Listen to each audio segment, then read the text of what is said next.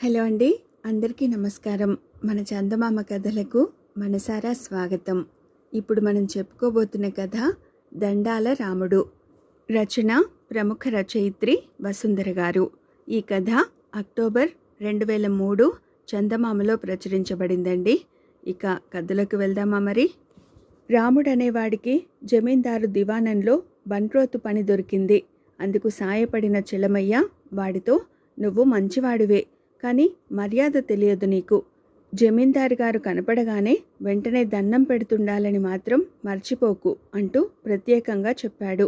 ఈ విషయం రాముడు బాగా గుర్తుంచుకున్నాడు. మొదటి రోజున జమీందారు కనపడగానే దండం పెట్టాడు. ఆయన ఎంతో సంతోషించాడు. ఆయన అక్కడున్న వారితో మాట్లాడుతూ రాముణ్ణి మళ్ళీ చూశాడు. రాముడు ఆయనకు మళ్ళీ దండం పెట్టాడు. జమీందారు వాడి వినయానికి సంతోషించి పిలిచి ఏదో పని చెప్పాడు. పని ముగించుకుని వచ్చి రాముడు జమీందారుకు మళ్ళీ దండం పెట్టి పని అయినట్టు చెప్పాడు. అలా వాడు జమీందారు కనపడినప్పుడల్లా దండం పెట్టడం అలవాటు చేసుకున్నాడు. జమీందారు వాడికి ప్రతిరోజు చాలాసార్లే కనపడేవాడు.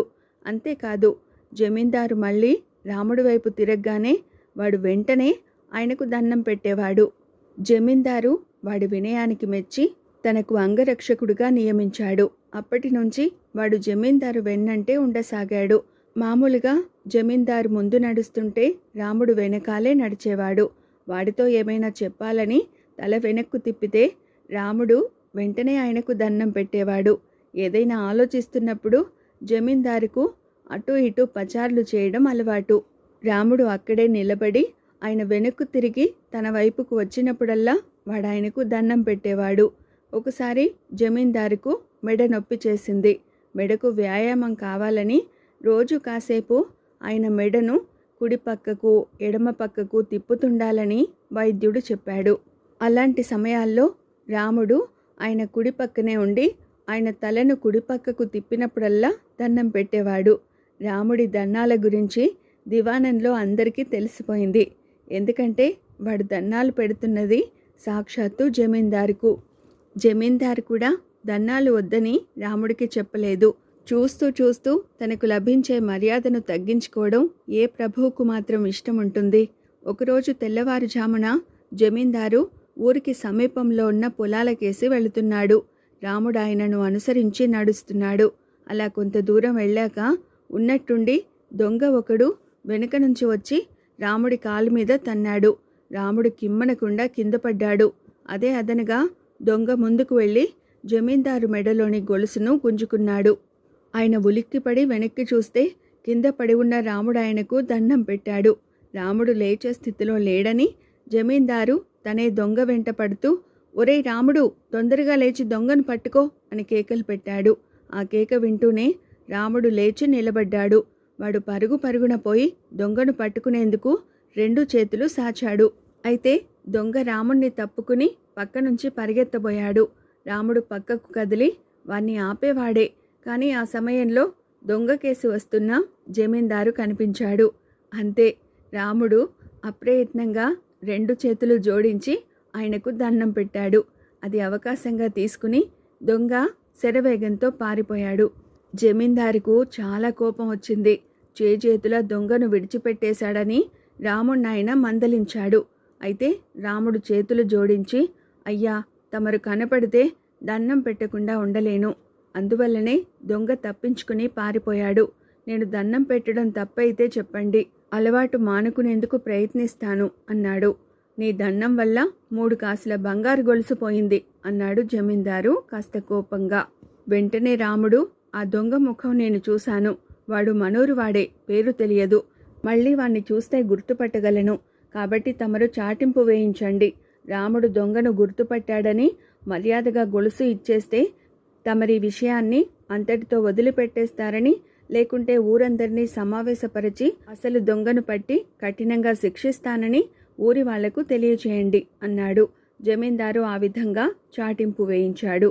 మర్నాటికల్లా ఎలా వచ్చిందో ఆ గొలుసు జమీందారు పట్టెమంచం మీద ఉన్నది. జమీందారు రాముడి సలహాను మెచ్చుకుని, నా గొలుసు దొరికింది, కానీ దొంగ ఎవడో వాడికి నా కొలువులో పనిచేసే వాళ్లతో పరిచయం ఉంది. నువ్వెలాగోలా వాణ్ణి గుర్తుపట్టి నాకు తెలియజేయి అన్నాడు.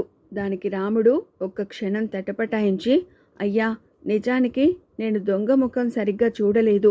నా దన్నం వల్ల తమరి గొలుసు పోయిందని బాధపడి తమరిక నన్ను దన్నం పెట్టనివ్వరేమోనన్న దిగులుతో మెదడుకు బాగా పదును పెట్టి ఆ ఉపాయం ఆలోచించాను.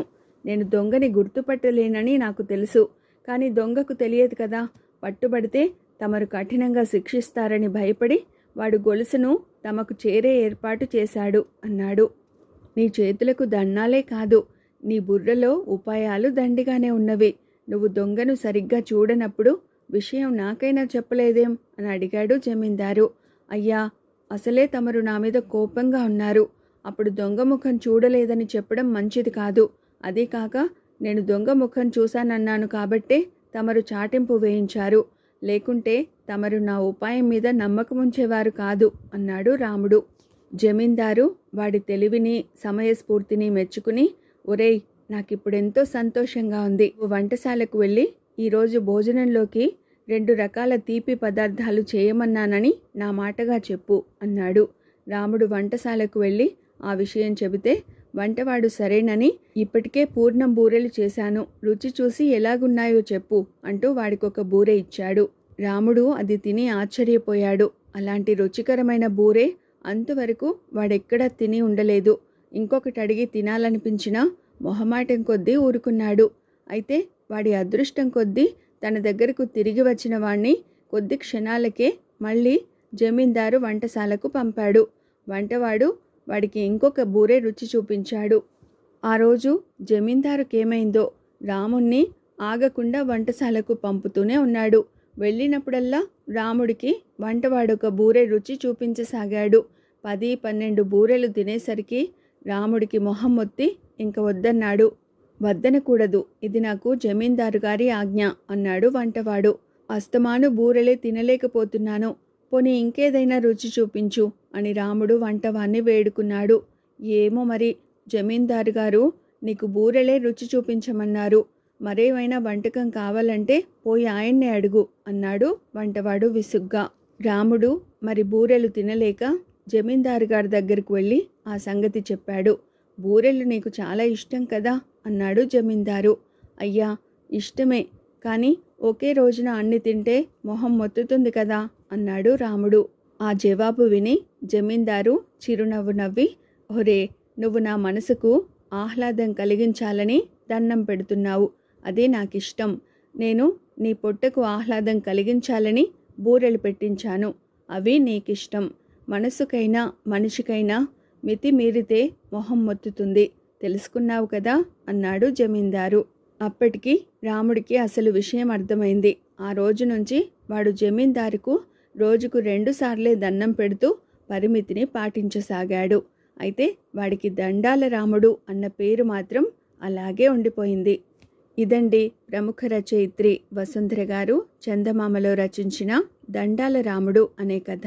మరో మంచి కథతో మళ్ళీ కలుసుకుందామండి. Thank you.